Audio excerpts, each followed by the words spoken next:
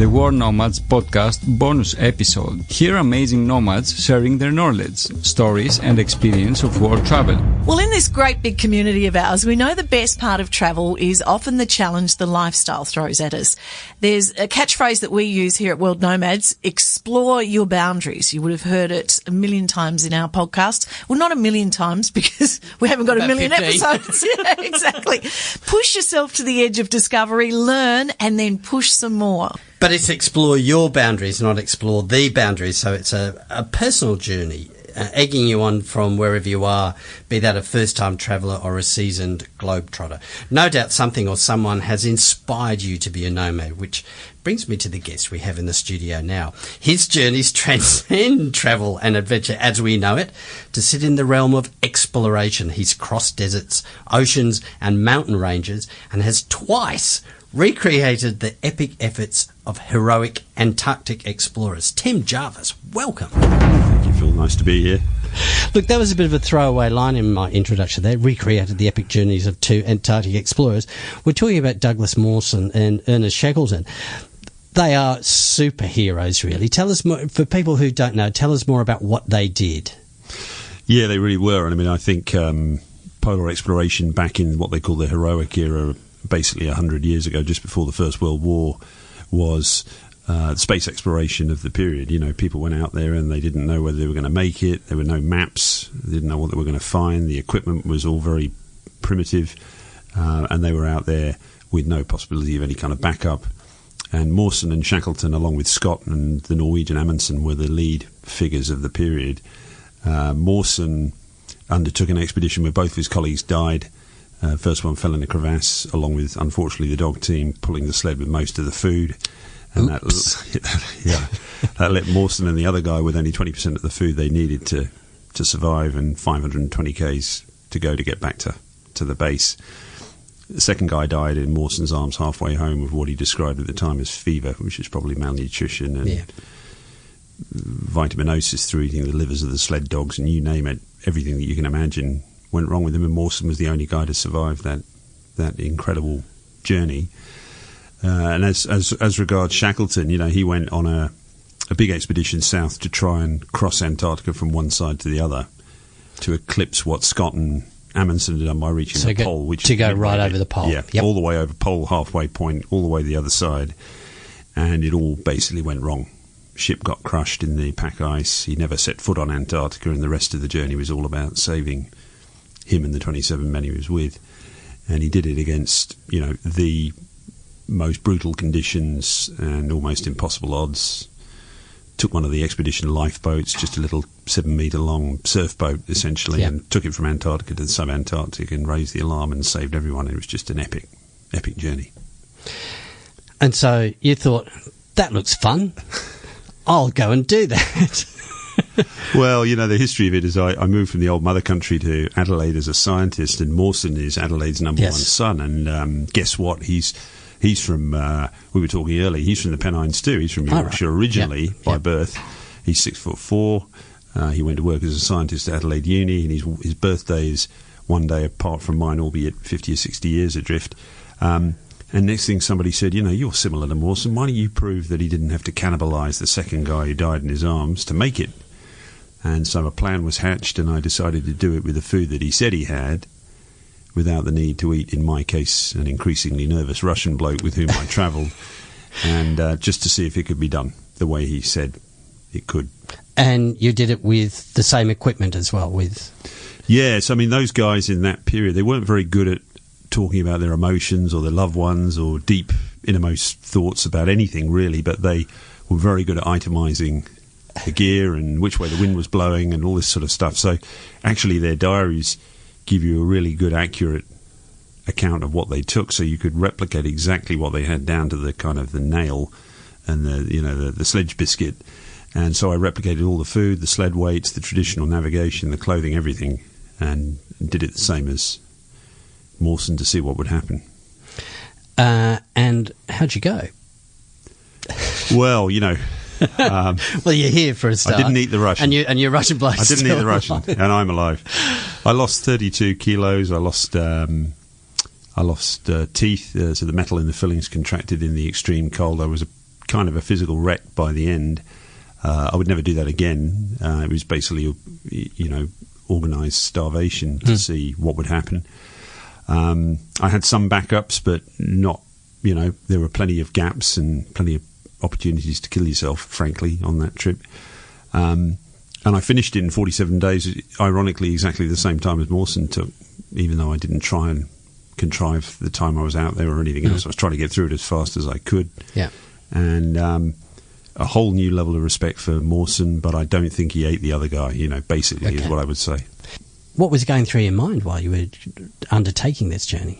Yeah, well, the support was we got taken to the start and picked up at the end by a film crew who did a bit of filming, and they extracted the Russian guy who was kind of playing the role, I guess, of the guy who died halfway home in Mawson's original trip.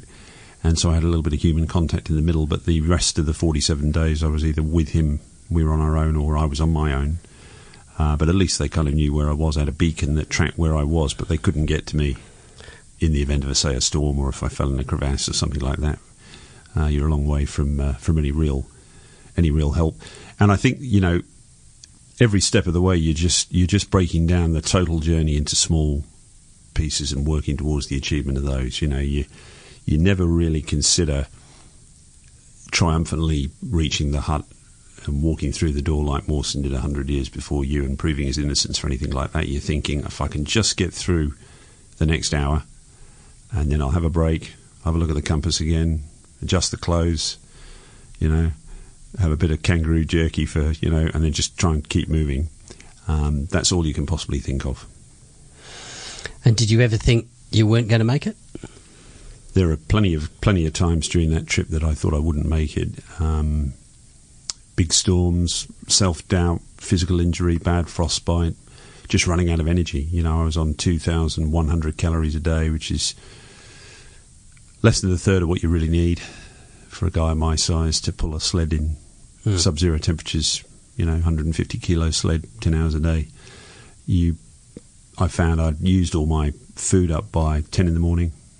Had to wait till the next day till I could eat again, and you just feel the weight dropping off you.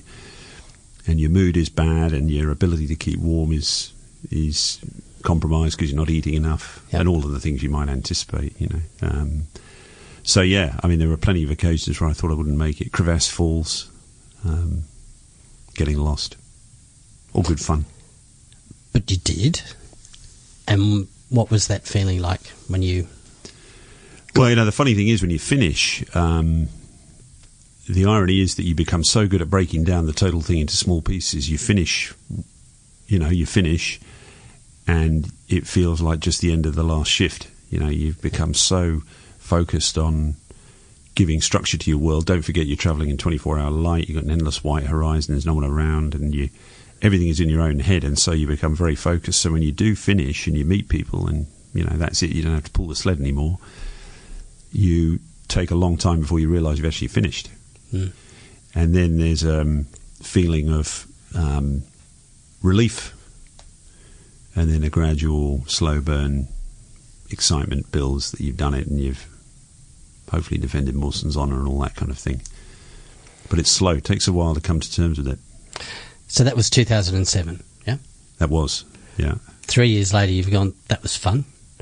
Let's do Shackleton's trip. Well, as I say, Mawson and Shackleton had travelled together in 1907 on a trip when Shackleton tried to reach the South Geographic Pole, so 90 south, and he didn't quite make it on that expedition, a different expedition.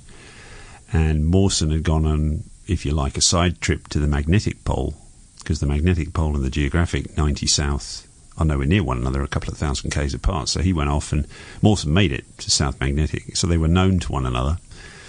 And so the Shackleton family, specifically his granddaughter, who's a woman in her 70s, a lovely lady, had been closely monitoring what I was doing on Mawson. I get back to civilization, I receive a call. She said, "Congratulations, well done. You ever thought about doing the expedition of my grandfather? That's the big one, because I would like someone on the 100th anniversary to celebrate what he stood for and all that kind of thing." And that's where the seed was sown. And she said, "Will you?" She really meant "you will." She was pretty forceful. Rhetorical question. It's yes. A rhetorical question. Yep. And so that journey is across open Southern Ocean to Elephant Island, is that right? Yeah, that's right. I mean, you know, so they sail down originally in the big ship. Yep. First World War's just broken out. They leave and they sail the full length of the Atlantic, and then they encounter pack ice. The ship gets stuck. Pack ice closes in around the hull, breaches the hull. Very famous photographs. Famous Frank Hurley shots of the ship, stricken ship in pack ice. Really spectacular shots. Ghost ship in pack ice. Yep. I'll put some of those in the show notes for people to have a look at. Just amazing, if I can. Yep. That he did it, especially under duress with the technology of the time and everything else. So the ship goes down and they're just basically left on pack ice. No one knows where they are. They don't have enough food.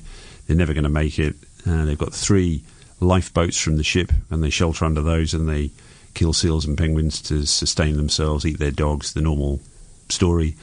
And, you know, Shackleton's leadership kind of gets them through, and they're out on the pack ice for a total of over a year after, you know, so the ship goes down, another 4 or 5 months on the pack ice after being stuck on the stricken ship. And they finally, the pack ice breaks up, and they have to put the boats the right way up and paddle for their lives to reach this place, Elephant Island, just off the Antarctic Peninsula. And that in itself is a pretty godforsaken spot.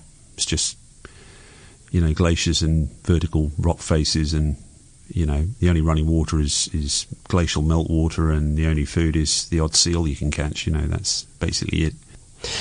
But even reaching the island isn't rescue in itself. There was a trek involved as well. Yeah, well, I mean, you know, so they reach Elephant Island. Shackleton knows that they've got, don't forget, there are 28 of these guys, Shackleton plus 27, and he knows they're just not going to make it through the winter, which is now only a few months away. So he decides the only thing for it is to get in the most seaworthy of those 3 small boats and undertake this incredible journey across the Southern Ocean from Elephant Island to a place called South Georgia, 1,500 k's away. And he knows there's a whaling station there, and he thinks if I can reach that, I can get a bigger ship sent south, and that's what he manages. But 3 big storms, mountainous seas, they almost sink many times, almost capsize many times, frostbite, you know, just the most dreadful journey you can imagine. And they do reach South Georgia against all the odds, and it's just a dot in the South Atlantic. They missed it. Next place is Namibia, another 4,000 k's further on, so there's nothing else down there. Yep. But they arrive on the southern side of the island, and they can't get round the coast to the north where all the whaling stations are, so they have to go through the middle, climbing the mountains with no maps and no equipment and no ropes and no tent, no climbing experience.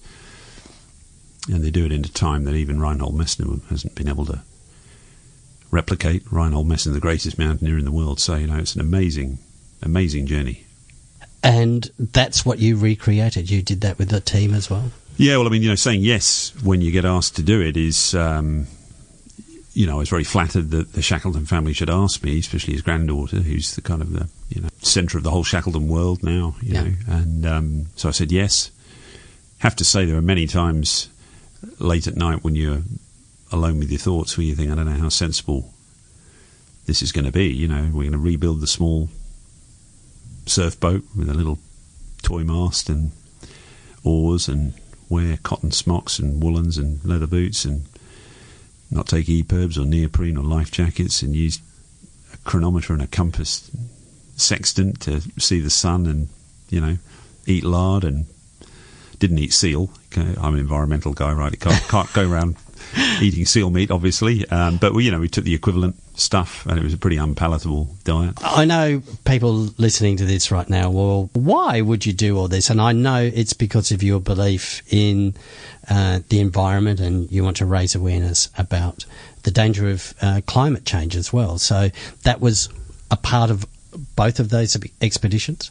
It was. Look, I mean, I think you definitely do it. There's a whole bunch of other things too. I mean, there's ego, and there's the physical challenge, and there's the mental challenge. And at the end of the day, you know, you want your life to amount to what you expect of yourself. You know, you don't want to let yourself down. And as soon as you get the bug and you start understanding what you're capable of, and you can only do that by really embarking on a journey, whatever that journey happens to be, it becomes very empowering. And you think, well, let's just see how far we can push this. And that's human nature, really.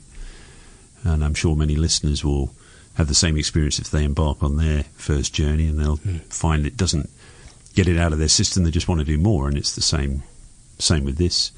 And I found myself just trying the next thing, but bigger than the last. In terms of the environment piece, I realised very early on that you don't get anywhere talking to people about, hockey stick curves of carbon dioxide emissions and things. It's just not interesting to a lot of people.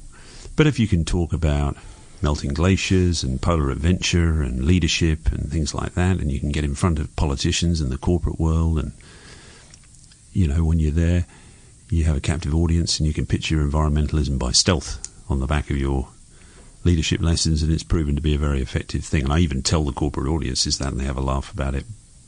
But they still expect to hear the leadership-based stuff, but then they're prepared to listen to the environmental messages. Which brings us to the 25-0 project. 25-0, what does that stand for?